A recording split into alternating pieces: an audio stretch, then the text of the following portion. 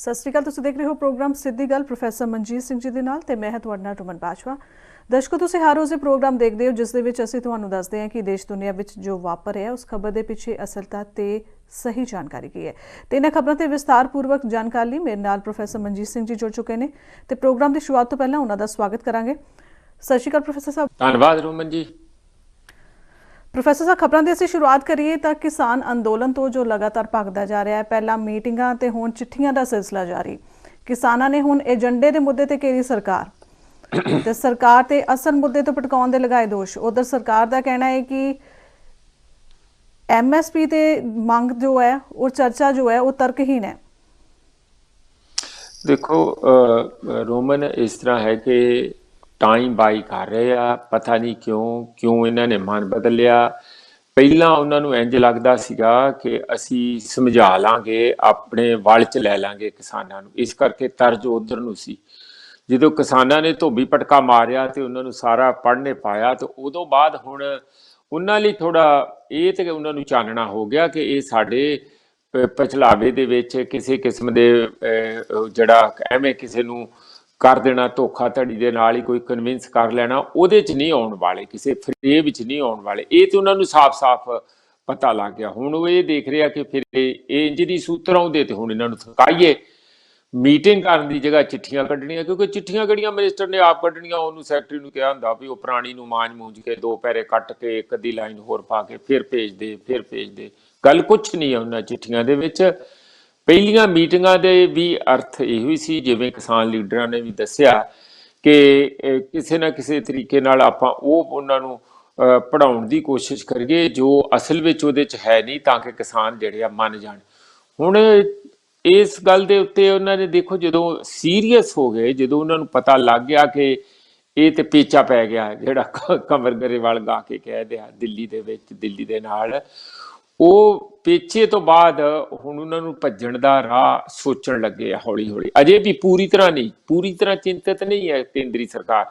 ਜੇ ਪੂਰੀ ਤਰ੍ਹਾਂ ਚਿੰਤਤ ਹੁੰਦੀ ਤੇ ਸ਼ਾਇਦ ਆਪ ਮੀਟਿੰਗ ਕਾਲ ਕਰਦੇ। ਐਵੇਂ ਲੰਡੀਆਂ ਜੀਆਂ ਚਿੱਠੀਆਂ ਜਿਹਦੇ ਵਿੱਚ ਨਾ ਕੋਈ ਡੇਟ ਆ, ਨਾ ਮੀਟਿੰਗ ਕਿੱਥੇ ਕਰਨੀ ਆ, ਤੁਸੀਂ ਦੱਸੋ ਸਾਨੂੰ ਮੀਟਿੰਗ ਕਿੰਨੀ ਕਰਨੀ, ਇਹ ਕਦੀ ਹੁੰਦਾ ਆ? ਰਾਜ ਕਿਹਦਾ ਹੈ? ਜਾਂ ਤੇ ਤੁਸੀਂ ਇਹ ਮੰਨ ਲਓ ਵੀ ਇੱਥੇ ਕਿਸਾਨ ਰਾਜ ਹੈਗਾ ਤੇ ਕਿਸਾਨ ਫਿਰ ਟਾਈਮ ਦੇਣਗੇ ਮਿਨਿਸਟਰ ਨੂੰ। ਤੁਸੀਂ ਆਪਣੀ ਹਾਰ ਤੇ ਵੈਸੇ ਜਿਉਂ ਦੇਖੋ ਰੋਮਨ ਮੰਨ ਚੁੱਕੇ ਆ। ਜਦੋਂ ਚਿੱਠੀਆਂ ਇਹ ਨਿਕਲਣ ਲੱਗ ਜਾਣ ਕਿ ਕਿਸਾਨ ਆਪਣੀ ਜਗ੍ਹਾ ਦੱਸਣ, ਕਿਸਾਨ ਸਾਨੂੰ ਆਪਣਾ ਟਾਈਮ ਵੀ ਦੱਸਣ, ਅਸੀਂ ਉਸੇ ਵੇਲੇ ਹਾਜ਼ਰਾਂਗੇ, ਇਹ ਤੇ ਸਰਕਾਰੀ ਲੋਕ ਇੰਜ ਕਹਿੰਦੇ ਹੁੰਦੇ ਆ, ਤੇ ਜਿਹੜੀ ਜਨਤਾ ਜਨਾਰਦਨ ਅਪੀਲ ਕਰਨ ਵਾਲੀ ਹੁੰਦੀ ਉਹ ਕਹਿੰਦੀ ਹੁੰਦੀ ਕਿ ਜੋ ਟਾਈਮ ਦਓਗੇ ਅਸੀਂ ਆਉਣ ਲਈ ਤਿਆਰ ਹਾਂ। ਇਹ ਉਲਟਾ ਹੋ ਗਿਆ। ਇੱਕ ਗੱਲ ਤੇ ਉਹਨਾਂ ਨੇ ਮੰਨ ਲਈ ਕਿ ਜਿਹੜੀ ਸ਼ਕਤੀ ਹੈ ਇਸ ਵੇਲੇ ਜਾਂ ਡਿਸਾਈਡਿੰਗ ਪਾਵਰ ਆ, ਉਹ ਕਿਸਾਨ ਰਾਜ ਜਿਹੜਾ ਐਸਟੈਬਲਿਸ਼ ਹੋ ਗਿਆ ਉੱਥੇ ਨਮੂਨੇ ਦੇ ਤੌਰ ਤੇ ਦੋ ਜਗ੍ਹਾ ਦੇ ਉੱਤੇ। ਤੁਸੀਂ ਉਹ ਦੇਖੋ ਤੇ ਪੂਰੇ ਦੇ ਪੂਰੇ ਸ਼ਹਿਰ ਦੋ ਵਸ ਚੁੱਕੇ ਆ, ਔਰ ਉਹ ਸ਼ਹਿਰ ਅਲੱਗ ਆ। ਜੋ ਬੇਗਮਪੁਰੇ ਦਾ ਕਨਸੈਪਟ ਸੀਗਾ ਗੁਰੂ ਰਵਿਦਾਸ ਜੀ ਦਾ, ਭਗਤ ਕਬੀਰ ਜੀ ਦਾ, ਹੋਰਨਾਂ ਸਾਰਿਆਂ ਦਾ, ਜਿਹੜੇ ਸਾਡੇ ਗੁਰੂ ਨਾਨਕ ਦੇਵ ਜੀ ਦਾ, ਉਸ ਕਿਸਮ ਦੇ ਜਿਹੜੇ ਕਨਸੈਪਟ ਸੀਗੇ ਉਹ ਤੇ ਉਹਨਾਂ ਨੇ ਉੱਥੇ ਵਸਾਤੇ ਆ। ਲੋਕ ਉੱਥੇ ਇਸ ਨਵੀਂ ਕਿਸਮ ਦੀ ਦੁਨੀਆ ਨੂੰ ਨਤਮਸਤਕ ਹੋਣ ਜਾਣ ਲੱਗ ਪਏ ਆ, ਜਿੱਥੇ ਇਮਾਨਦਾਰੀ, ਭਰੋਸਾ ਸਾਰਾ ਲਗਾਤਾਰ ਖੁੱਲਾ ਉਹਦਾ ਲੰਗਰ ਲੱਗਾ, ਇਹਨਾਂ ਚੀਜ਼ਾਂ ਦਾ, ਇੱਕ ਦੂਜੇ ਦੀ ਮਦਦ ਕਰਨ ਦਾ। ਤੇ ਜਦੋਂ ਇੰਨਾ ਵੱਡਾ ਉੱਥੇ ਇੱਕ ਨਵੀਂ ਕਿਸਮ ਦੀ ਸੋਚ ਵਾਲਾ ਦੋ ਸ਼ਹਿਰ ਵਸ ਚੁੱਕੇ ਆ, ਦੋ ਸ਼ਹਿਰ ਹੋਰ ਜੜ ਫੜ ਰਹੇ ਆ। ਵੈਸੇ ਉੱਥੇ ਵੀ ਸ਼ੁਰੂਆਤ ਹੋ ਗਈ ਹੈ, ਬਿਲਕੁਲ ਜਿਵੇਂ ਅੰਮ੍ਰਿਤਸਰ ਸ਼ਹਿਰ ਵਸਾਇਆ ਗਿਆ ਸੀ, ਇਸ ਤਰ੍ਹਾਂ ਹੁਣ ਗਾਜ਼ੀਪੁਰ ਤੇ ਦੂਜੇ ਪਾਸੇ ਜਿਹੜੀ ਜੈਪੁਰ ਤੋਂ ਰੋਡ ਆਉਂਦੀ ਹੈ, ਉੱਥੇ ਵੀ ਭੀੜ ਅੱਗੇ ਨਾਲੋਂ ਵਧਣ ਲੱਗੀ ਹੈ। ਮੈਨੂੰ ਲੱਗਦਾ ਕਿ ਇਹਦਾ ਹੀ ਇੱਕ ਰੈਪਲੀਕਾ, ਇਹਦੇ ਹੀ ਜਿਹੜੇ ਤੌਰ ਤਰੀਕੇ, ਮੋਰੈਲਿਟੀ, ਕਾਇਦੇ ਕਾਨੂੰਨ, ਉਸੇ ਤਰੀਕੇ ਨਾਲ ਉੱਥੇ ਵੀ ਬਿਲਕੁਲ ਤੁਹਾਨੂੰ ਦੇਖਣ ਨੂੰ ਮਿਲਣਗੇ। ਮੈਂ ਹੁਣ ਇਸ ਵਾਰੀ ਫਿਰ ਉੱਥੇ ਜ਼ਰੂਰ ਦੋਵਾਂ ਜਗ੍ਹਾ ਤੇ ਗੇੜਾ ਮਾਰ ਕੇ ਆਊਂਗਾ। ਮੈਂ ਰਿਪੋਰਟਿੰਗ ਵੀ ਕਰੂੰਗਾ ਕਿ ਉੱਥੇ ਜਿਹੜੀ ਲੇਟੈਸਟ ਹਾਲਾਤ ਕੀ ਹੈ। ਪਰ ਇੱਥੇ ਦਾ ਜਿਹੜਾ ਦੇਖਣ ਨੂੰ ਮਿਲਿਆ ਕਿ ਜੋ ਕਿਸਾਨ ਦਾ ਔਰ ਸਰਕਾਰ ਦਾ ਵਿਚਾਲੇ ਇੱਕ ਆਪਸ ਵਿੱਚ ਇੰਜ ਕਹਿ ਲਓ ਕਿ ਖੜੋਤ ਆ ਗਈ ਹੈ, ਜਿਹਨੂੰ ਅਖਬਾਰਾਂ ਜਮੂਦ ਲਿਖਦੀਆਂ, ਸਟੇਲਮੇਟ ਆ ਗਈ ਹੈ।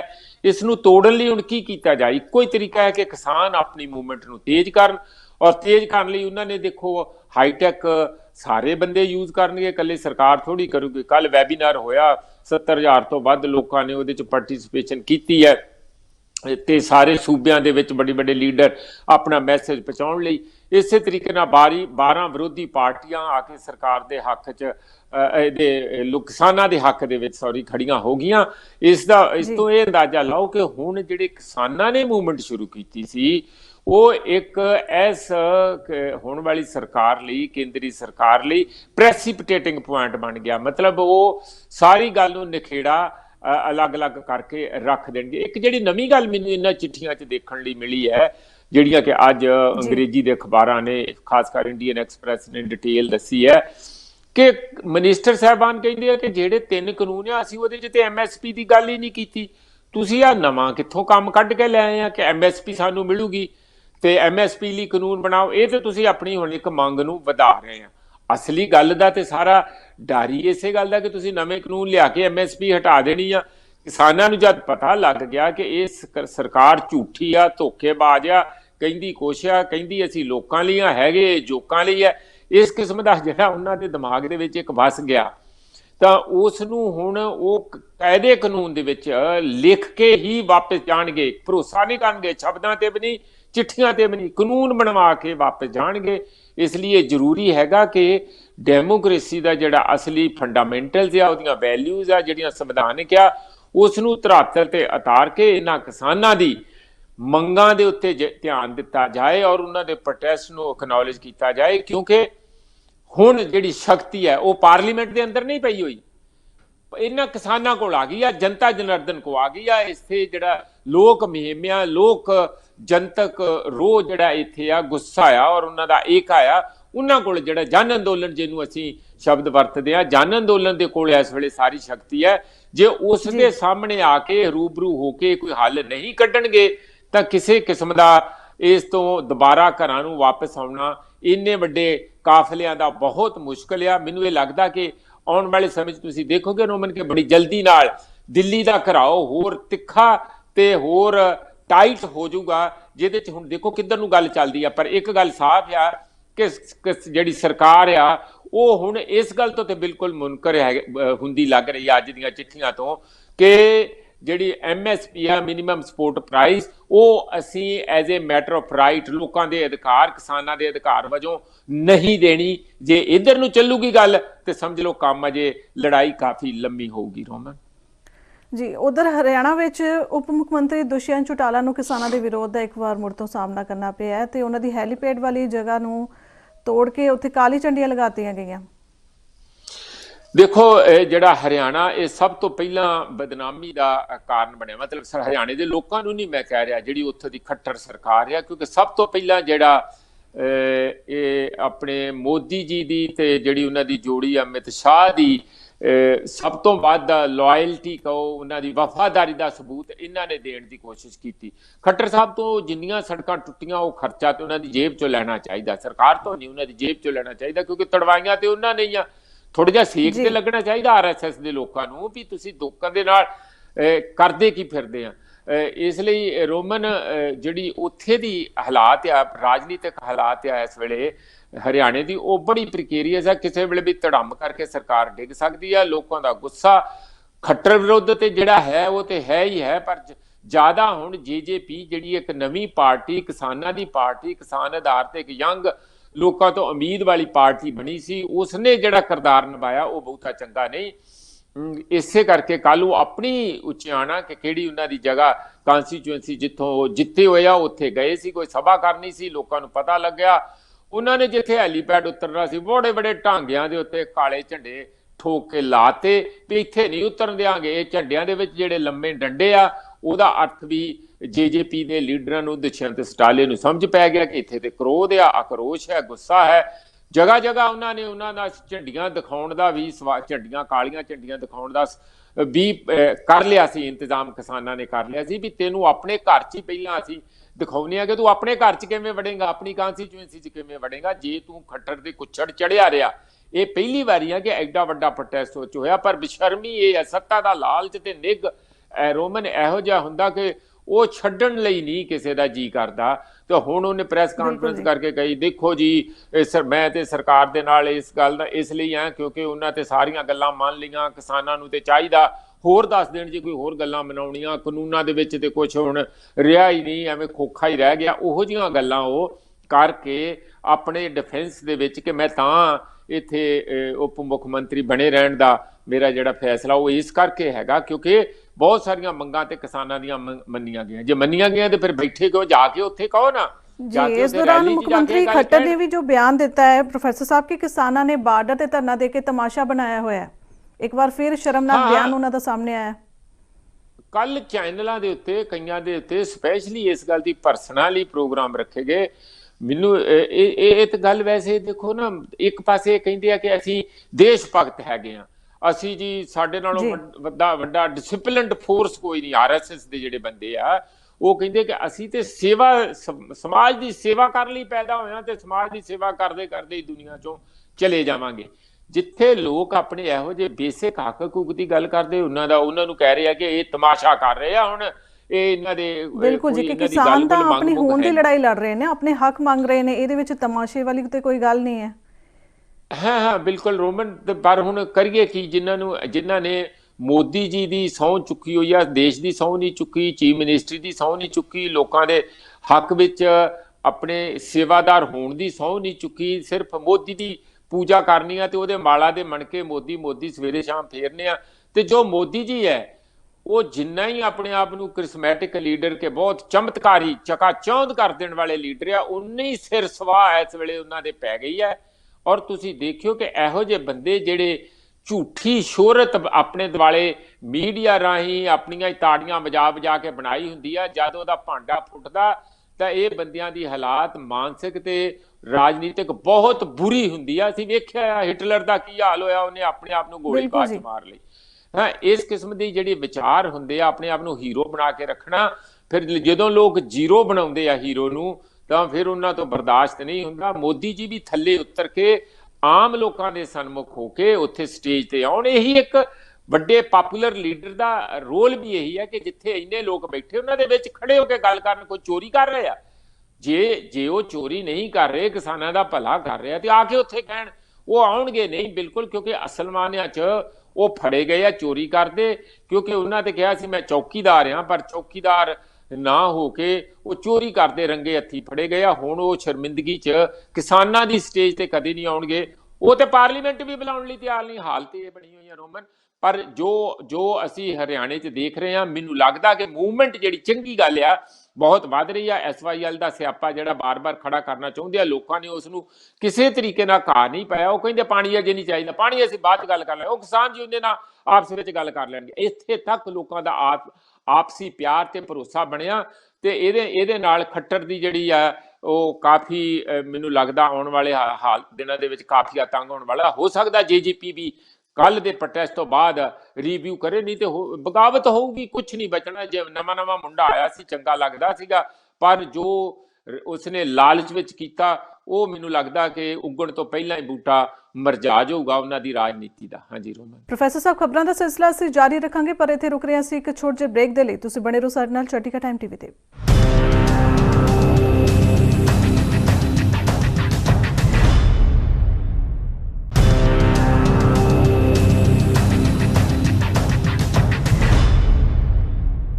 ब्रेक तो बाद साडे दर्शकों का एक बार फिर तो स्वागत है। तो तुसीं देख रहे हो प्रोग्राम सीधी गल प्रोफैसर मनजीत सिंह जी दे नाल। प्रोफैसर साहब, उधर अडानी अंबानी नूं बाईकाट का सामना करना पै रहा। पंजाब विच जियो आउट ऑफ रेंज 3 दिनों विच 200 टावर बंद किए, रिलायंस नूं 10 करोड़ का झटका। ਰੋਮਨ, ਇਹ ਤੇ ਦੇਖੋ ਕਿਸੇ ਨੇ ਕਿਸਾਨ ਯੂਨੀਅਨ ਨਹੀਂ ਕਿਹਾ ਕਿ ਤੁਸੀਂ ਟਾਵਰ ਕੱਟ ਦਿਓ ਜਾਂ ਉਹਨਾਂ ਦੀ ਬਿਜਲੀ ਕੱਟ ਦਿਓ ਜਾਂ ਉਹਨਾਂ ਨੂੰ ਬੰਦ ਕਰ ਦਿਓ। ਇਹ ਲੋਕਾਂ ਦਾ ਆਪਣਾ ਹੀ ਗੁੱਸਾ ਆ। ਹਾਂ, ਇਹ ਆ ਕਿ ਕਿਸੇ ਨੂੰ ਅਜੇ ਰੋਕਿਆ ਵੀ ਨਹੀਂ ਕਿਸਾਨ ਯੂਨੀਅਨ ਨੇ ਕਿ ਆਪਣੇ ਆਪ ਲੋਕ ਥੋੜੀ ਦੇਰ ਬਾਅਦ ਹਟ ਜਾਣਗੇ। ਪਰ ਜਿਸ ਕਿਸਮ ਨਾਲ ਧੋਖਾਧੜੀ ਦੇ ਨਾਲ ਲੋਕਾਂ ਨੂੰ ਕਿ ਇੱਕ ਸਰਕਾਰ ਤੋਂ ਮਦਦ ਲੈ ਕੇ, ਮੋਦੀ ਜੀ ਤੋਂ ਥਾਪੜਾ ਲੈ ਕੇ ਉਹਨਾਂ ਨੇ ਜਿਸ ਢੰਗ ਦੇ ਨਾਲ ਆਪਣੇ ਸਾਰੇ ਵਪਾਰ ਨੂੰ ਤੇ ਪੈਸੇ ਨੂੰ ਇਕੱਠਾ ਕੀਤਾ, ਉਹ ਤੇ ਹੈ ਤੇ ਗਲਤ ਤਰੀਕਾ, ਇਮੋਰਲ ਤਰੀਕਾ। ਉਹ ਤੇ ਬਹੁਤ ਹੀ ਜਾਨੀ ਓਪਨ ਕਰਪਸ਼ਨ ਹੈਗੀ ਆ। ਹੋਰ ਕਰਪਸ਼ਨ ਕੀ ਹੁੰਦੀ ਆ? ਕਿਸੇ ਦੇ ਚਹੇਤੇ ਬਣ ਕੇ ਕੋਟੇ ਲੈ ਲਓ, ਸਸਤੇ ਕੋਟੇ ਲੈ ਲਓ ਔਰ ਪੈਸੇ ਬੈਂਕਾਂ ਦੇ ਲੁੱਟ ਕੇ ਲੈ ਜਾਓ ਤੁਸੀਂ, ਕਿਉਂਕਿ ਬੈਂਕਾਂ ਦਾ ਜਿਹੜਾ ਜ਼ਿਆਦਾ ਜਿਹਨੂੰ ਲੋਨ ਮਿਲੂਗਾ ਮਗਰੋਂ ਦੇਣਾ ਨਹੀਂ ਦੇਣਾ ਉਹਦੇ ਬਾਅਦ ਦੀਆਂ ਗੱਲਾਂ NPA ਜਾਨੀ ਨਾਨ ਪਰਫਾਰਮਿੰਗ ਐਸੈਟਸ ਕਰਕੇ ਤੇ ਆਪਣਾ ਭੱਜ ਲੈਂਦੇ ਆ। ਇਸ ਲਈ ਇਹ ਜਿਹੜਾ ਇਹਨਾਂ ਨੇ ਚਹੇਤੇ ਜਿਹੜੇ ਗੌਰਮੈਂਟ ਦੇ ਚਹੇਤੇ ਅਦਾਨੀ ਅੰਬਾਨੀ ਕੁਝ ਹੋਰ ਵੀ ਹੋਣਗੇ ਜਿਨ੍ਹਾਂ ਦਾ ਨਾਮ ਬਹੁਤਾ ਸਾਹਮਣੇ ਨਹੀਂ ਆ ਰਿਹਾ, ਪਰ ਇਹਨਾਂ ਦਾ ਸਾਹਮਣੇ ਆ ਰਿਹਾ। ਕੁਦਰਤੀ ਆ ਕਿ ਜੇ ਮੋਦੀ ਜੀ ਵਿਰੁੱਧ ਗੁੱਸਾ ਤੇ ਉਹਦੀ ਸਪਿਲ ਓਵਰ ਉਹਦਾ ਨਾਲ ਹੀ ਲਾਗ ਜਿਹੜੀ ਆ ਇਹਨਾਂ ਨੂੰ ਵੀ ਲੱਗੀ ਹੋਈ ਆ। ਉਹ ਸਮਝਦੇ ਆ ਕਿ ਇਹ ਇਹਨਾਂ ਨੂੰ ਅਮੀਰ ਕਰਨ ਲਈ, ਮੋਦੀ ਜੀ ਇਹਨਾਂ ਲੋਕਾਂ ਨੂੰ ਅਮੀਰ ਕਰਨ ਲਈ, ਸਾਡੀਆਂ ਜ਼ਮੀਨਾਂ ਇਹਨਾਂ ਨੂੰ ਫੜਾਉਣ ਲਈ ਔਰ ਇਹਨਾਂ ਦੀਆਂ ਜੇਬਾਂ 'ਚ ਸਾਰੇ ਦੇਸ਼ ਦਾ ਸਰਮਾਇਆ ਪਾਉਣ ਲਈ ਮੋਦੀ ਜੀ ਆਪਣੀ ਦਿਨ ਰਾਤ ਇੱਕ ਕਰਕੇ ਮਿਹਨਤ ਕਰ ਰਹੇ ਆ।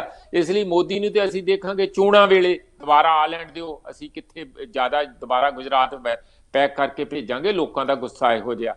ਤੇ ਦੂਸਰਾ ਜਿਹੜਾ ਹੁਣ ਤੁਰੰਤ ਉਹਨਾਂ ਨੂੰ ਦੇਖਦਾ ਆ, ਜਿਵੇਂ ਜੀਓ ਨੇ ਪਹਿਲਾਂ ਮੁਫਤ ਸਿਮ ਵੰਡੇ, ਹੈਂਡ ਸੈੱਟ ਦਿੱਤੇ, ਫਲਾਨਾ ਢਮਕਾਣਾ, ਬੜੇ ਸ਼ੋਸ਼ੇਬਾਜ਼ੀ ਕੀਤੀ, ਉਹਦੇ 'ਚ ਹੁਣ ਬਹੁਤ ਸਾਰੇ ਲੋਕ ਟਰੈਪ 'ਚ ਵੀ ਆ ਗਏ। ਮੁਫਤ ਦਾ ਮਾਲ ਸਭ ਨੂੰ ਚੰਗਾ ਲੱਗਦਾ, ਪਰ ਇੱਥੋਂ ਸਿੱਖਣ ਦੀ ਲੋੜ ਹੈ ਕਿ ਕਦੀ ਮੁਫਤ ਦਾ ਮਾਲ ਨਾ ਲਓ, ਕਿਉਂਕਿ ਉਹਦੇ ਨਾਲ ਜਿਹੜਾ ਮਹਿੰਗਾ ਬਾਅਦ ਵਿੱਚ ਸਾਰਾ ਕੁਝ ਤੁਹਾਨੂੰ ਉਹਦੀ ਕੀਮਤ ਤਾਰਨੀ ਪੈਂਦੀ ਆ, ਉਹ ਬਹੁਤ ਜ਼ਿਆਦਾ ਹੁੰਦੀ ਆ। ਚਾਹ ਇਸੇ ਤਰੀਕੇ ਨਾਲ ਅੰਗਰੇਜ਼ਾਂ ਨੇ ਲਾਈ ਸੀ ਇੱਥੇ, ਪਹਿਲਾਂ ਮੁਫਤ ਪਿਲਾ ਕੇ ਸਟੇਸ਼ਨਾਂ ਤੇ ਖੜੇ ਕਰਕੇ, ਤੇ ਹੁਣ ਆਪਾਂ ਸਾਰੇ ਲੱਸੀ ਦੀ ਜਗ੍ਹਾ ਚਾਹ ਪੀਂਦੇ। ਇਹ ਮੁਫਤ ਦਾ ਕੰਮ ਨਹੀਂ ਕਦੀ ਕਰਨਾ ਚਾਹੀਦਾ, ਉਹ ਕੀਤਾ ਤੇ ਹੁਣ ਆਪਾਂ ਟਾਵਰ ਕੱਟ ਰਹੇ ਹਾਂ। ਚਾਹੀਦਾ ਇਹ ਜਿਹੜਾ ਗੁੱਸਾ ਮੈਨੂੰ ਇਹਦੀ ਪੂਰੀ ਸਮਝ ਪੈਂਦੀ ਆ। ਮੈਂ 16ਵੀਂ ਸਦੀ ਤੋਂ ਲੈ ਕੇ ਅੱਜ ਤੱਕ ਦੀਆਂ ਕਿਸਾਨ ਮੂਵਮੈਂਟਾਂ ਬਾਰੇ ਮੋਟਾ ਜਾਣਦਾ, ਜਿਹੜੀ ਪੈਜੈਂਟ ਵਾਰ ਇਨ ਜਰਮਨੀ ਸੀਗੀ, ਕਿਵੇਂ ਪਹਿਲੇ ਕੁਆਟਰ 16ਵੀਂ ਸੈਂਚਰੀ ਦੇ ਵਿੱਚ ਉਹ ਕਿਵੇਂ ਆਪਣੇ ਝੰਡੇ ਦੇ ਵਿੱਚ ਰੋਮਨ ਜਿਹੜਾ ਲੱਕੜੀ ਦੇ ਜੁੱਤੇ ਦਾ ਨਿਸ਼ਾਨ ਬਣਾਇਆ ਹੁੰਦਾ ਸੀ ਵੀ ਇਸ ਜੁੱਤੇ ਦੇ ਨਾਲ ਅਸੀਂ ਕੁੱਟਾਂਗੇ। ਮੈਂ ਅੱਜ ਤੋਂ 400 ਸਾਲ ਪਹਿਲਾਂ ਦੀਆਂ ਗੱਲਾਂ ਕਰ ਰਿਹਾ, ਤੇ ਅੱਜ ਵੀ ਉਸੇ ਤਰੀਕੇ ਨਾਲ ਕਿਸਾਨਾਂ ਦੇ ਜਿਹੜੇ ਦਾ ਪੇਚ ਆ ਜਿਸ ਤਰੀਕੇ ਨਾਲ ਕਰ ਰਹੇ ਆ ਕਿ ਜੇ ਹੁਣ ਇਹ ਸੂਤਰ ਨਹੀਂ ਆਉਂਦੇ ਤੇ ਇਹਨਾਂ ਦੇ ਟਾਵਰ ਨੂੰ ਫੜੋ, ਇਹਨਾਂ ਦੇ ਜਿਹੜੇ ਸੈਂਟਰ ਆ, ਜੇ ਸੈਂਟਰ ਸਾਡੀ ਗੱਲ ਨਹੀਂ ਮੰਨਦਾ, ਉਹਨਾਂ ਦੇ ਜਿਹੜੇ ਟੋਲ ਪਲਾਜ਼ਾ ਉਹਨਾਂ ਨੂੰ ਘੇਰ ਲਓ, ਜਿਹੜੇ ਉਹਨਾਂ ਦੇ ਬਾਕੀ ਕੋਈ ਹੋਲਸੇਲ ਰਿਟੇਲਰ ਆਊਟਲੈਟਸ ਆ ਉਹਨਾਂ ਨੂੰ ਬੰਦ ਕਰ ਦਿਓ, ਉਹ ਵੀ ਕਰਵਾਏ ਆ ਕੱਲ। ਇਹ ਉਹਨਾਂ ਦਾ ਇੱਕ ਡਾਇਰੈਕਟ, ਜਿਵੇਂ ਉਹ ਲੁੱਟ ਮਚਾਉਂਦੇ ਆ, ਉਹਦੀ ਰਜਿਸਟੈਂਸ ਦਾ ਇੱਕ ਡਾਇਰੈਕਟ ਤਰੀਕਾ ਕਿਸਾਨੀ ਦੇ ਦਾਅ ਪੇਚ ਇਸ ਤਰ੍ਹਾਂ ਹੁੰਦੇ ਆ, ਉਹ ਕਰ ਰਹੇ ਆ। ਪਰ ਇਸ ਤੋਂ ਸਮਝਣ ਦੀ ਲੋੜ ਇਹੀ ਹੈਗੀ ਆ ਕਿ ਜੇ ਸਾਡੇ ਕਾਰਪੋਰੇਟ ਘਰਾਣਿਆਂ ਨੇ ਇਹ ਸੋਚ ਲਿਆ ਕਿ ਅਸੀਂ ਦੇਸ਼ ਨੂੰ ਆਪਣੀ ਜੇਬ 'ਚ ਪਾ ਕੇ ਵੇਚ ਵੱਟ ਕੇ ਖਾ ਜਾਾਂਗੇ, ਤਾਂ ਉਸ ਦਾ ਹਸ਼ਰ ਇਹੀ ਹੋਊਗਾ। ਉਹਨਾਂ ਨੂੰ ਬਾਜ਼ ਆਉਣਾ ਚਾਹੀਦਾ। ਇਹ ਦੇਸ਼ ਸਾਰਿਆਂ ਦਾ ਸਾਂਝਾ, ਇਹ ਦੇਸ਼ ਦੇ ਭਾਵੇਂ ਪਾਣੀ ਹੋਏ, ਧਰਤੀ ਹੋਏ, ਇੱਥੋਂ ਦਾ ਰੇਤਾ ਬਜਰੀ ਹੋਵੇ, ਜੋ ਵੀ ਹੈ, ਇੱਥੋਂ ਦੇ ਜੰਗਲ ਜੰਗਲਾਤ, ਸਾਰਾ ਕੁਝ, ਹਵਾ, ਇਹ ਸਭ ਦੀ ਸਾਂਝੀ ਹੈ, ਰੱਬ ਦੀਆਂ ਦਿੱਤੀਆਂ ਨਿਆਮਤਾਂ। ਇਹ ਕੌਣ ਹੁੰਦੇ ਆ ਕਿ ਪ੍ਰਾਈਵੇਟ ਆਪਣੀਆਂ ਜੇਬਾਂ ਦੇ ਵਿੱਚ ਪਾ ਕੇ ਤੇ ਤੁਰੇ ਫਿਰਨਗੇ, ਲੋਕਾਂ ਨੂੰ ਘਰੋਂ ਬੇਕਾਰ ਕਰਨਗੇ, ਲੋਕਾਂ ਨੂੰ ਤੁਸੀਂ ਬੇਜ਼ਮੀਨੇ ਕਰਕੇ ਸ਼ਹਿਰਾਂ 'ਚ ਧੱਕ ਦੋਗੇ ਜਿੱਥੇ ਉਹ ਮਰ ਜਾਣਗੇ, ਕੁਝ ਬਿਮਾਰੀਆਂ ਨਾਲ, ਕੁਝ ਬੇਘਰੇ ਹੋ ਕੇ ਮਰ ਜਾਣਗੇ, ਜਿਵੇਂ ਕਿਸੇ ਵੇਲੇ 19ਵੀਂ ਸੈਂਚਰੀ ਦੇ ਪਹਿਲੇ ਕੁਆਟਰ ਦੇ ਵਿੱਚ ਲੰਡਨ ਦੇ ਵਿੱਚ ਹੋਇਆ। ਇਸੇ ਤਰੀਕੇ ਨਾਲ ਹੀ ਤੁਹਾਨੂੰ ਮੈਂ ਦੱਸ ਦਿਆਂ, ਮਸ਼ੀਨ ਰੈਕਿੰਗ ਜਦੋਂ ਦੇਖਿਆ ਕਿਸਾਨਾਂ ਨੂੰ ਇੰਗਲੈਂਡ ਦੇ ਵਿੱਚ ਉਹਨਾਂ ਦੇ ਪਿੰਡਾਂ ਤੋਂ ਧੱਕ ਕੇ ਇਹੋ ਜਿਹੇ ਕਾਰਪੋਰੇਟ ਉੱਥੇ ਵੀ ਸੀ, ਸ਼ਹਿਰ ਦੇ ਲੰਡਨ ਦੇ ਵਿੱਚ ਸੁੱਟ ਦਿੱਤਾ, ਤੇ ਉਹਨਾਂ ਨੂੰ ਲੱਗਾ ਗਿਆ ਜਿਹੜਾ ਇੰਡਸਟਰੀਅਲ ਰੈਵੋਲੂਸ਼ਨ ਆਇਆ ਇਹਨੇ ਸਾਡਾ ਸੱਤਿਆਨਾਸ਼ ਕਰ ਦਿੱਤਾ, ਜਿਹਨੂੰ ਆਪਾਂ ਮਸ਼ੀਨੀਕਰਨ ਦਾ ਯੁੱਗ ਕਹਿੰਦੇ ਆ। ਤੇ ਉਹਨਾਂ ਨੇ ਵਿੰਡ ਮਿੱਲਾਂ ਤੋੜਨੀਆਂ ਸ਼ੁਰੂ ਕਰਤੀਆਂ ਸੀ, ਜਿਹੜੀਆਂ ਉੱਥੇ ਵਿੰਡ ਮਿੱਲਾਂ ਨਵੀਆਂ ਲੱਗੀਆਂ ਪਾਵਰ ਜਨਰੇਸ਼ਨ ਲਈ, ਉਹਦੇ ਤੇ ਸਿੱਧਾ 20-25 ਸਾਲ ਹਮਲਾ ਹੁੰਦਾ ਰਿਹਾ। ਇਹ ਬਿਲਕੁਲ ਉਹੋ ਜਿਹੀ ਰਿਐਕਸ਼ਨ ਸਾਡੇ ਕਿਸਾਨਾਂ ਦੇ ਹੈ ਕਿ ਕਿਵੇਂ ਨਾ ਕਿਵੇਂ ਅਸੀਂ ਜਿਹੜੇ ਸਾਡੇ ਉੱਤੇ ਹਾਵੀ ਹੋਣ ਦੀ ਕੋਸ਼ਿਸ਼ ਕਰ ਰਹੇ ਆ, ਅਸੀਂ ਉਹਨਾਂ ਨੂੰ ਉਹਨਾਂ ਦੇ ਘਰ ਤੱਕ ਜਾਵਾਂਗੇ। ਇਹ ਇੱਕ ਕਿਸਮ ਦਾ ਰਿਐਕਸ਼ਨ ਹੈਗਾ, ਪਰ ਇਹਦੇ ਤੇ ਡੀਪਰ ਜਿਹੜੀ ਇਹਦੇ ਪਿੱਛੇ ਲੋਕਾਂ ਦੀ ਡਿਸਕੰਟੈਂਟਮੈਂਟ ਆ, ਨਿਰਾਸ਼ਾ ਆ, ਅਕਰੋਸ਼ ਆ, ਰੋਸ ਆ, ਉਸ ਨੂੰ ਸਮਝ ਕੇ ਸਰਕਾਰ ਨੂੰ ਇੰਟਰਵੀਨ ਕਰਨਾ ਚਾਹੀਦਾ। ਸਰਕਾਰਾਂ ਦੇ ਕੰਮ ਇਹੋ ਹੁਣੇ ਹੁੰਦੇ ਆ, ਪਰ ਮੋਦੀ ਜੀ ਬਿਲਕੁਲ ਅਜੇ ਵੀ ਪੁੱਠੇ ਪਾਸੇ ਚੱਲੇ ਆ। ਔਰ ਅਮਿਤ ਸ਼ਾਹ ਤੁਹਾਨੂੰ ਪਤਾ ਕਦੀ ਉਹ ਨਾਰਥ ਈਸਟ ਜਾਂਦਾ, ਕਦੀ ਅਸਾਮ ਜਾਂਦਾ, ਸਰਕਾਰ ਤਾਂ ਲੋਕਾਂ ਦੀ ਬਣਾਈ ਹੈ ਨਾ, ਤੇ ਲੋਕਾਂ ਦੀ ਆਵਾਜ਼ ਸਰਕਾਰ ਨੂੰ ਸੁਣਨੀ ਪਏਗੀ। ਉਹ ਨਹੀਂ ਇਹ ਕਹਿਣ ਦੀਆਂ ਸਰਕਾਰਾਂ, ਇੱਥੇ ਕੋਈ ਡੈਮੋਕ੍ਰੇਸੀ ਨਹੀਂ ਆ, ਇੱਥੇ ਤੇ ਦੋ ਲੋਕਾਂ ਦਾ ਰਾਜ ਆ। ਸ਼ੁਕਰ ਕਰੋ ਵੇਲੇ ਸਿਰ ਉੱਠ ਪਏ ਆ, ਮਾੜੀ ਮੋਟੀ ਡੈਮੋਕ੍ਰੇਸੀ ਬਾਜੂਗੀ। ਵੋਟ ਪਾਉਣਾ ਤੇ ਵੋਟ ਪਾ ਕੇ MP ਬਣ ਜਾਣਾ ਡੈਮੋਕ੍ਰੇਸੀ ਨਹੀਂ ਹੁੰਦੀ। ਲੋਕਾਂ ਨੂੰ ਸੁਣਨਾ, ਲੋਕਾਂ ਦੇ ਹਿੱਤਾਂ 'ਚ ਕੰਮ ਕਰਨਾ ਡੈਮੋਕ੍ਰੇਸੀ ਹੁੰਦੀ ਆ, ਲੋਕਾਂ ਦੀ ਸੇਵਾ ਕਰਨਾ ਡੈਮੋਕ੍ਰੇਸੀ ਹੁੰਦੀ।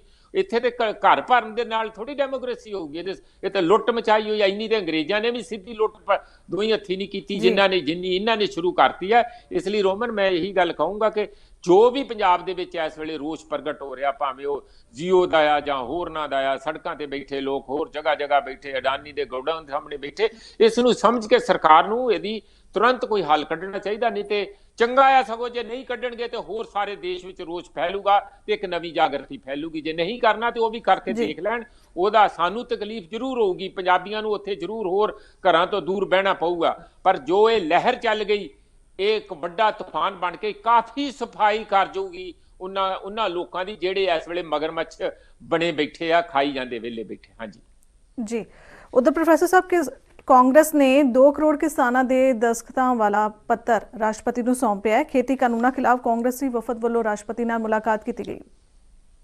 ਆਹੋ ਚਲੋ ਸ਼ੁਕਰ ਹੈ, ਹੁਣ ਕਾਂਗਰਸ ਨੂੰ ਚੇਤਾ ਆਇਆ, ਉਹ ਵੀ ਇੱਧਰ ਨੂੰ ਹੀ ਦੇਸ਼ ਨੂੰ ਲਿਜਾ ਰਹੇ ਸੀ, ਉਹ ਹੌਲੀ ਹੌਲੀ ਲਿਜਾ ਰਹੇ ਸੀ, ਮੋਦੀ ਨੇ ਹਾਈ ਸਪੀਡ ਤੇ ਲਿਜਾਣਾ ਸ਼ੁਰੂ ਕੀਤਾ। ਪਰ ਅਸੀਂ ਤੇ ਇਹੋ ਉਮੀਦ ਕਰਾਂਗੇ ਘੱਟੋ ਘੱਟ ਕਾਂਗਰਸ ਇਸ ਗੱਲ ਤੋਂ ਸਬਕ ਸਿੱਖ ਲੈ ਕੇ ਆਉਣ ਵਾਲੇ ਸਮੇਂ 'ਚ ਇਹ ਕੰਮ ਨਹੀਂ ਚੱਲਣੇ ਜੋ ਲੀਹਾਂ ਉਹਨਾਂ ਨੇ ਪਿਛਲੇ 25-30 ਸਾਲਾਂ ਤੋਂ ਪਾਈਆਂ ਹੋਈਆਂ ਸੀ। ਹੁਣ ਤੇ ਉਹ ਚਲੋ ਵਿਰੋਧਤਾ ਕਰ ਰਿਹਾ, ਕਿਸਾਨਾਂ ਦੇ ਹੱਕ 'ਚ ਹੇਤੂ ਲੱਗ ਰਹੇ ਹੈਗੇ। ਉਹ ਗਈ, ਉਹਦੀ ਭੈਣ ਵੀ ਗਈ ਰਾਹੁਲ ਗਾਂਧੀ ਦੀ, ਉਹ ਲੈ ਕੇ ਸਾਰੇ ਕੱਲ ਰਾਸ਼ਟਰਪਤੀ ਨੂੰ ਮਿਲੇ ਵੀ, ਆਪਣੇ 2 ਕਰੋੜ ਦਸਤਖਤ ਦਿੱਤੇ ਆ ਕਿਸਾਨਾਂ ਦੇ ਹੱਕ ਵਿੱਚ।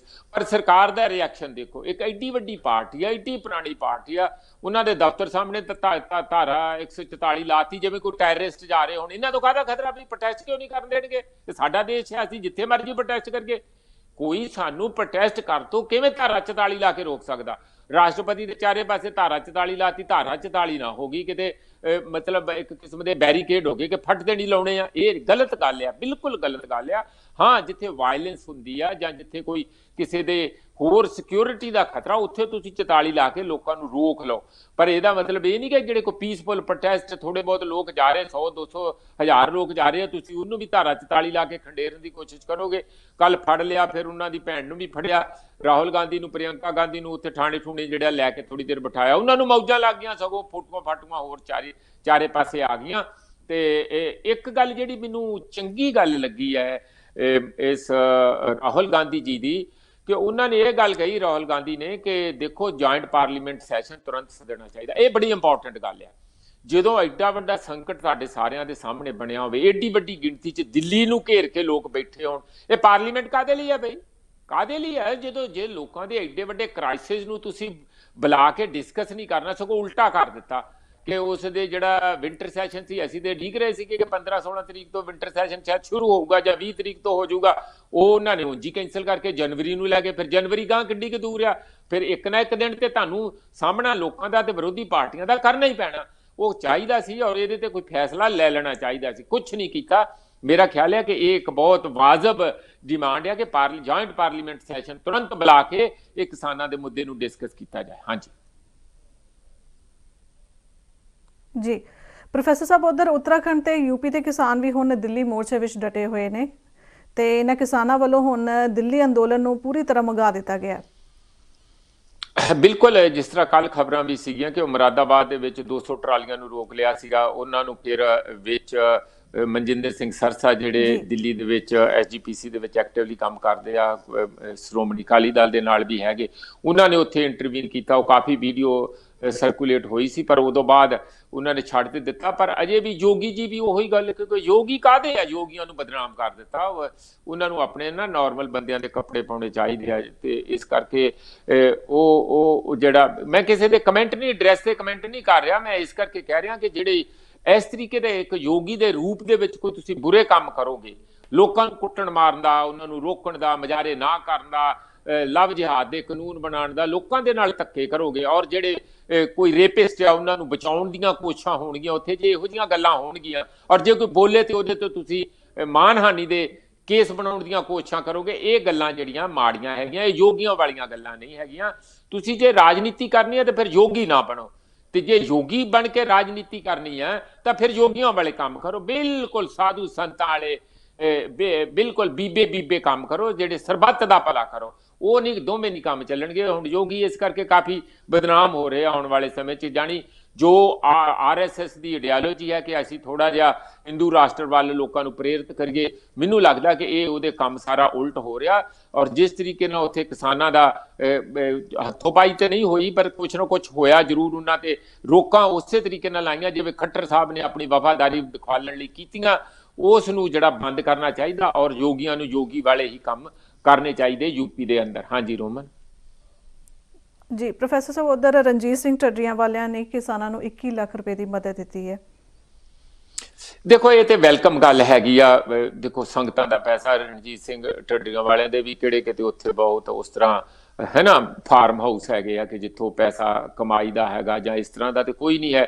ਸੰਗਤਾਂ ਉਹਨਾਂ ਨੂੰ ਜਿਹੜੀਆਂ ਉਹਨਾਂ ਕਰਦੀਆਂ, ਇਹ ਉਹਨਾਂ ਨੇ ਬਹੁਤ ਚੰਗਾ ਕੀਤਾ ਕਿ ਸੰਗਤਾਂ ਦਾ ਪੈਸਾ ਸੰਗਤਾਂ ਵਿੱਚ ਭੇਜਿਆ। ਔਰ ਖਾਸ ਕਰ ਜਿਹੜੇ ਪਰਿਵਾਰ ਜਿਨ੍ਹਾਂ ਦਾ ਕੋਈ ਜੀ ਚਲੇ ਜਾਂਦਾ, ਉਹਨਾਂ ਦੀ ਬੜੀ ਇੱਕ ਭਾਰੀ ਬਣਦੀ ਆ ਤੇ ਉਹਨਾਂ ਨੂੰ ਥੋੜੀ ਵੀ ਉਸ ਵੇਲੇ ਆਰਥਿਕ ਮਦਦ ਆ ਉਹ ਕਾਫੀ ਵੱਡੀ ਲੱਗਦੀ ਆ। ਉਹਨਾਂ ਨੇ ਜਿਹੜੇ ਵੀ ਉੱਥੇ ਸ਼ਹੀਦ ਹੋਏ ਕਿਸਾਨ, ਉਹਨਾਂ ਨੂੰ ਟਿਕਰੀ ਬਾਰਡਰ ਤੇ ਜਾ ਕੇ ਕੱਲ ਉਹਨਾਂ ਦੇ ਸਿੰਘ ਸਾਹਿਬਾਨ ਗਏ ਸੀ, ਉਹਨਾਂ ਨੇ ਇਹ ਐਲਾਨ ਕੀਤਾ ਉੱਥੇ ਕਿ ਅਸੀਂ ਇੰਨੇ ਪੈਸੇ ਉਹਨਾਂ ਦੀ ਮਦਦ ਕਰਨ ਜਾ ਰਹੇ ਹਾਂ। ਇਹ ਇੱਕ ਬਹੁਤ ਚੰਗਾ ਜੈਸਚਰ ਆ। ਉੱਥੇ ਵੈਸੇ ਵੀ ਬਹੁਤ ਸਾਰੇ ਸਾਧੂ ਸੰਤਾਂ, ਡੇਰਿਆਂ, ਮਹੰਤਾਂ ਨੇ ਕਾਫੀ ਲੰਗਰ ਲਾਏ ਹੋਏ ਆ, ਅਲੱਗ-ਅਲੱਗ ਸੇਵਾ ਚੱਲ ਰਹੀ ਆ। ਇਹ ਇੱਕ ਮੈਨੂੰ ਬੜਾ ਇਨਕਰੇਜਿੰਗ ਪੁਆਇੰਟ ਲੱਗਦਾ ਕਿ ਪੰਜਾਬ ਦੇ ਵਿੱਚ ਜਿਹੜੀ ਇਹ ਵਿਵਸਥਾ ਵੀ ਹੈ ਤੇ ਇਸ ਕਿਸਮ ਦੀ ਸਾਡੀ ਪ੍ਰਥਾ ਵੀ ਹੈ।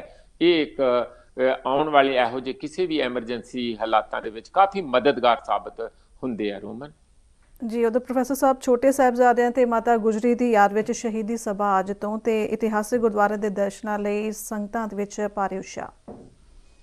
ਦੇਖੋ ਰੋਮਨ, ਪੋਹ ਚੜ੍ਹਦਿਆਂ ਹੀ ਲੋਕ ਉਸ ਉਦਾਸੀਆਂ ਨੂੰ, ਨਾ ਕਸ਼ਟਾਂ ਨੂੰ, ਜੋ ਦਸਵੇਂ ਪਾਤਸ਼ਾਹ, ਉਹਨਾਂ ਦੇ ਬੱਚੇ, ਹੋਰ ਸਾਰੇ ਜਿਹੜੇ ਪਰਿਵਾਰ ਨੂੰ ਦੁੱਖ ਕਸ਼ਟ ਮਿਲੇ, ਉਸ ਨੂੰ ਯਾਦ ਕਰਨ ਲਈ ਪੋਹ ਤੋਂ ਸ਼ੁਰੂ ਹੀ ਲੋਕ ਉੱਥੇ ਟਰੈਕਟਰ ਟਰਾਲੀਆਂ ਲੈ ਕੇ ਉਸ ਸੰਤਾਪ ਨੂੰ ਆਪਣੇ ਤੇ ਹੰਡਾਉਂਦੇ ਆ ਤੇ ਦੇਖਦੇ ਆ, ਤਾਂ ਕਿ ਉਹਨਾਂ ਦੇ ਯਾਦ ਕਰਕੇ ਉਹ ਪਰਨ ਦੁਬਾਰਾ ਕਰਨ, ਉਸ ਗੱਲ ਦਾ ਨਿਸ਼ਚਾ ਕਰਨ ਕਿ ਦੇਖੋ ਅਸੀਂ ਉਹਨਾਂ ਕਦਮਾਂ ਦੇ ਉੱਤੇ ਚੱਲਾਂਗੇ, ਉਸ ਸਿੱਖਿਆ ਤੇ ਚੱਲਾਂਗੇ, ਉਸ ਰਸਤੇ ਨੂੰ ਅਪਣਾਵਾਂਗੇ ਜਿਸ ਕਰਕੇ ਸਾਡੇ ਛੋਟੇ ਸਾਹਿਬਜ਼ਾਦੇ, ਵੱਡੇ ਸਾਹਿਬਜ਼ਾਦੇ, ਬਾਅਦ ਵਿੱਚ ਗੁਰੂ ਗੋਬਿੰਦ ਸਿੰਘ ਜੀ, ਇਹ ਸਾਰੇ ਉੱਥੇ ਸ਼ਹੀਦ ਹੋਏ ਹੈ।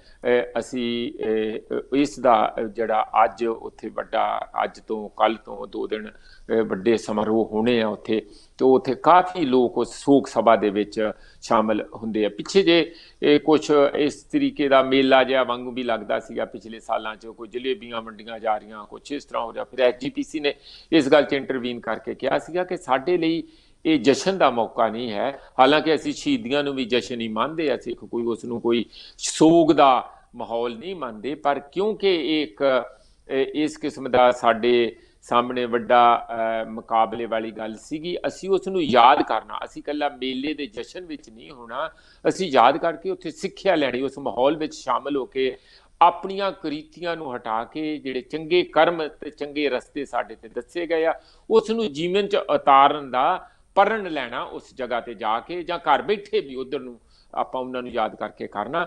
ਤਾਂ ਇਹ ਮੇਰਾ ਖਿਆਲ ਹੈ ਕਿ ਹਰ ਸਾਲ ਜਦੋਂ ਅਸੀਂ ਇਹ ਸਭਾ ਹੁੰਦੀ ਹੈ, ਇਹ ਕਾਫੀ ਇੱਕ ਸਾਡਾ, ਜੇ ਅੱਜ ਕਿਸਾਨ ਉੱਥੇ ਵੱਡੇ ਪੱਧਰ ਤੇ ਲੜਾਕੂ ਤਰੀਕੇ ਦੇ ਨਾਲ ਸਿਪਾਹੀਆਂ ਵਾਂਗੂ ਬੈਠੇ ਹੈ, ਤਾਂ ਉਹ ਇਹਨਾਂ ਸਭਾ ਜਿਹੜੀਆਂ ਸਾਡੇ 'ਚ ਲਗਾਤਾਰ ਸਾਡੇ ਜ਼ਿਹਨ 'ਚ, ਸਾਡੀ ਆਤਮਾ 'ਚ ਇਹ ਚੀਜ਼ਾਂ ਭਰੀਆਂ ਜਾਂਦੀਆਂ, ਉਸ ਦਾ ਹੀ ਸਿੱਟਾ ਕਿ ਅੱਜ ਕਿਸਾਨ ਪੰਜਾਬ ਦੇ ਇਸ ਲੜਾਈ ਲਈ ਏਡੇ ਵੱਡੇ ਪੱਧਰ ਦੇ ਉੱਤੇ ਐਨ ਜੁਝਾਰੂ ਤਰੀਕੇ ਨਾਲ ਬਾਰਡਰਾਂ ਦਿੱਲੀ ਨੂੰ ਘੇਰੀ ਬੈਠੀ ਹੈ। ਰੋਮਨ ਜੀ, ਪ੍ਰੋਫੈਸਰ ਸਾਹਿਬ, ਇਸ ਦੇ ਨਾਲ ਵੇਲਾ ਚੁਲਿਆ ਪ੍ਰੋਗਰਾਮ ਦੀ ਸਮਾਪਤੀ ਵੱਲ। ਵੇਲਾ ਤੁਹਾਡੇ ਤੋਂ ਇਜਾਜ਼ਤ ਲੈਣ ਦਾ। ਤੁਸੀਂ ਆਪਣਾ ਕੀਮਤੀ ਸਮਾਂ ਕੱਢਿਆ, ਲਈ ਤੁਹਾਡਾ ਬਹੁਤ ਬਹੁਤ ਧੰਨਵਾਦ।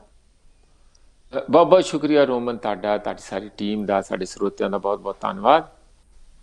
ਦਰਸ਼ਕੋ, ਤੁਸੀਂ ਦੇਖ ਰਹੇ ਸੀ ਪ੍ਰੋਗਰਾਮ ਸਿੱਧੀ ਗੱਲ। ਕੱਲ ਫਿਰ ਹਾਜ਼ਰ ਹੋਵਾਂਗੇ। ਇਜਾਜ਼ਤ ਦਿਓ। ਧੰਨਵਾਦ।